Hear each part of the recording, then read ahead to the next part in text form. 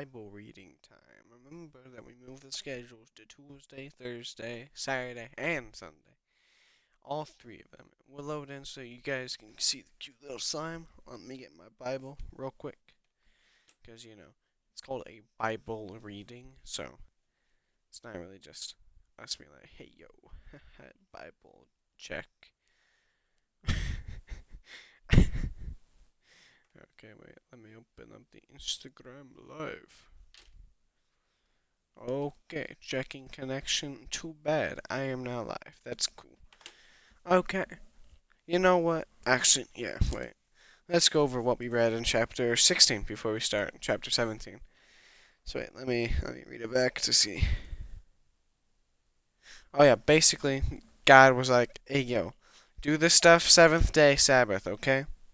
You guys don't do stuff then.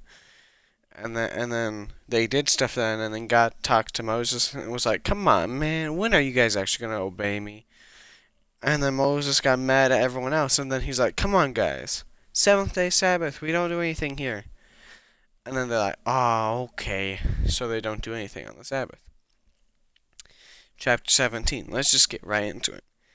And the congregation of the children of Israel journeyed from the wilderness of Sin after their journeys according to the commandment of the Lord, and pitched in Rephidim,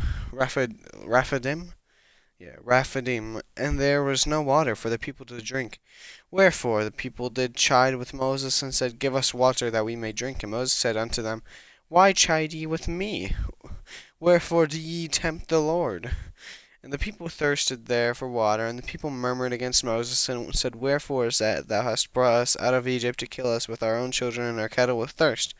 And Moses cried out to the Lord, saying, what shall I do unto this people? They be almost ready to stone me.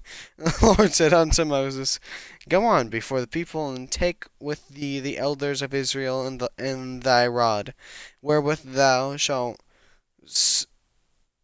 smottest the river, take in thine hand and go. I find that really cool because it was basically Moses having like a huge sense of humor. Like God, these people are ready to stone me. Like they're mad. Not really much of a sense of humor, but more of a hyperbole user. Yes, that. Behold, I will stand before thee there upon the rock in Horeb, and thou shalt smite the rock, and there shall come water out of it, and the people may drink. And Moses did so in the sight of the elders of Israel, and he called the name of the place Massah and Meribah. I'm gonna start an Xbox party so that I guarantee myself that I am speaking. Testing. Okay.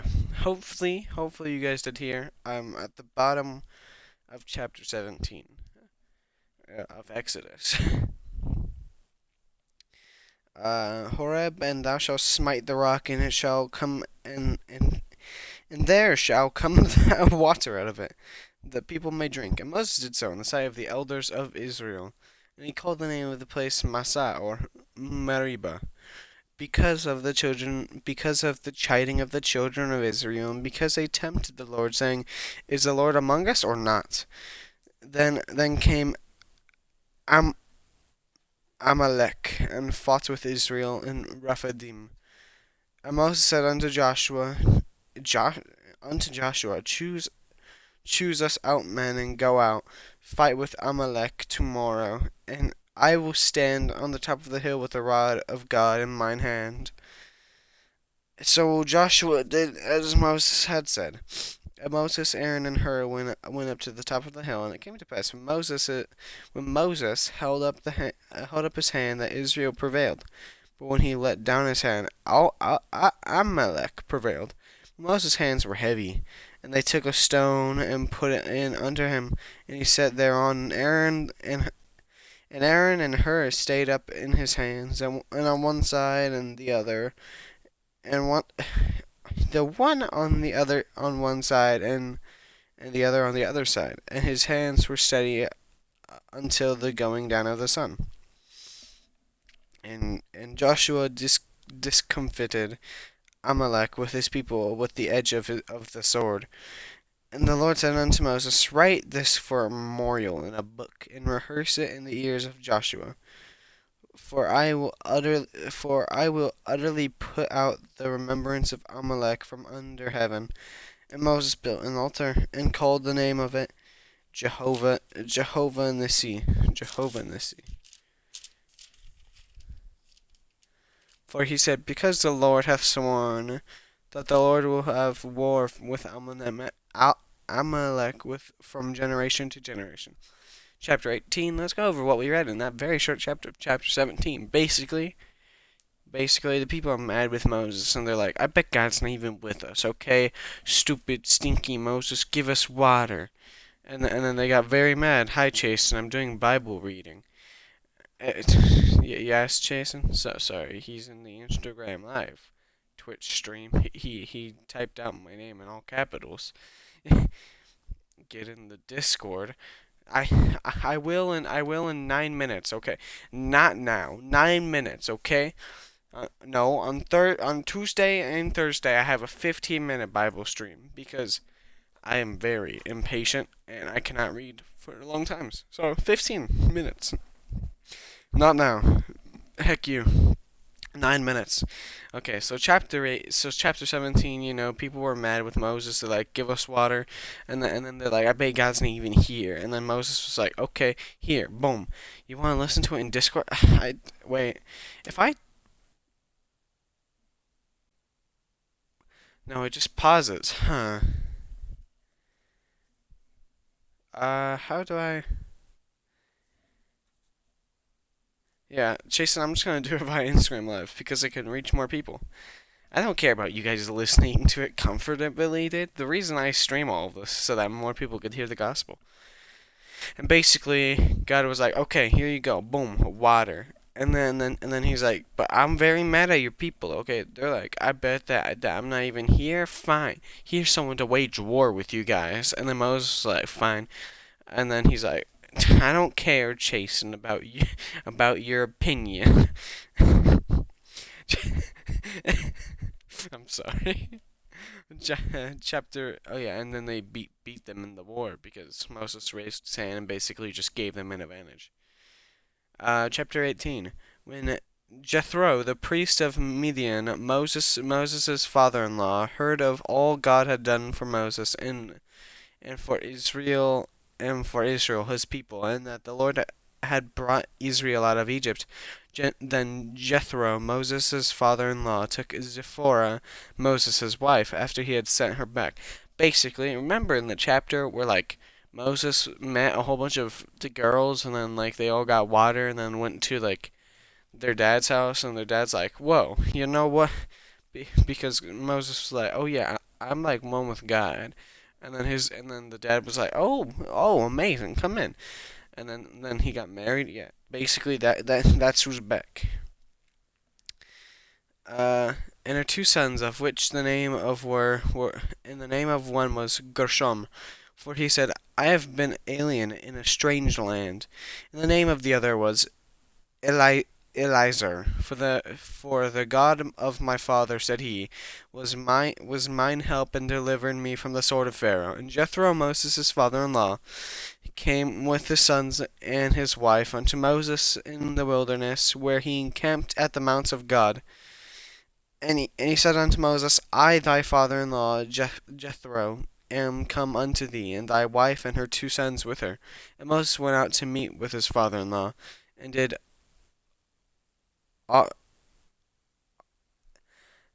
obeisance. Obeisance. Uh, obedience? Obeisance. Obedience. I'll just spell it out for you, for those of you guys who actually know what words mean. Obeisance. And kissed him. and and they asked each other of their welfare, and they came into the tent. And Moses told his father-in-law all that the Lord had done unto Pharaoh, and all the Egyptians for Israel's sake, and all the travail that had come upon them by the way, and how the Lord delivered them. And Jethro rejoiced for all the goodness which the Lord had done to Israel, which whom delivered out of the hand of the Egyptians. Jethro said, Blessed he the Lord, who hath delivered you out of the hand of the Egyptians, and out of the hand of Pharaoh, who hath delivered the people from under the hand of the Egyptians. Now I know that the Lord is greater than all gods, for in the thing wherein they dealt proudly he was above them. And Jethro, Moses' father-in-law, took a burnt offering and sacrifices for God. And Aaron came, and all the elders of Israel, to eat bread with Moses' father-in-law before God. And it came to pass on the morrow that Moses sat to judge the people, and the people stood by Moses from the morning into the evening. Hi, Devin. Evening. And when Moses' father-in-law saw all that he did to the people, he said, What is this thing that thou hast doest to the people? Why sittest thou thyself alone, and all the people stand by thee from morning unto even? Even? You know what? I won't question it. And Moses said unto his father-in-law, Because the people come unto me to inquire of God, and they have a matter they come unto me, and I judge between one and another, and I do make them know the statutes of God and his laws. And Moses his father-in-law said unto him, The thing that thou doest is not good. Thou wilt surely wear away, both thou and this people that is with thee, for this thing is too heavy for thee. Thou art not able to perform it thyself alone. Hearken now unto my voice. I will give thee counsel, and God shall I be with thee. Be thou for the people of God word, that thou mayst bring the causes unto God. And thou shalt teach them the ordinance and laws, and shalt shew them a way wherein they must walk and work that they must do. Moreover, thou shalt provide out of all the people able men, such as fear God, men of truth, hating covetousness, covenant, God word, fear God, covenantous, and place such over them to be rulers of thousands, and rulers of hundreds, rulers of fifties, and rulers of tens. And let them judge the people at all seasons. And it shall be that every great matter that they bring unto thee, but every small matter they shall judge.